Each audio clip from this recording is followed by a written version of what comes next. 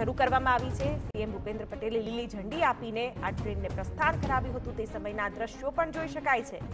ઢોલ નગારા સાથે આ ટ્રેનનું પ્રસ્થાન કરાવવામાં આવ્યું હતું। મોટી સંખ્યામાં ભાજપના કાર્યકર્તાઓ અહીં હાજર રહ્યા હતા અને રેલવે સ્ટેશન પર જય શ્રી રામના નારા પણ લાગ્યા હતા। ત્યારે ટ્રેનને લીલી ઝંડી બતાવતા ભાજપના અન્ય નેતાઓ પણ જોઈ શકાય છે। તો બીજી તરફ આ ટ્રેનને પ્રસ્થાન કરાવતા સમયે ભાજપના સમર્થકો પણ મોટી સંખ્યામાં હાજર હતા। વિશેષ વ્યવસ્થા સાથે આ ટ્રેન દોડાવવામાં આવશે, જેમાં ભાજપના કાર્યકર્તાઓને અયોધ્યા શ્રીરામના દર્શનાર્થે લઈ જવામાં આવશે।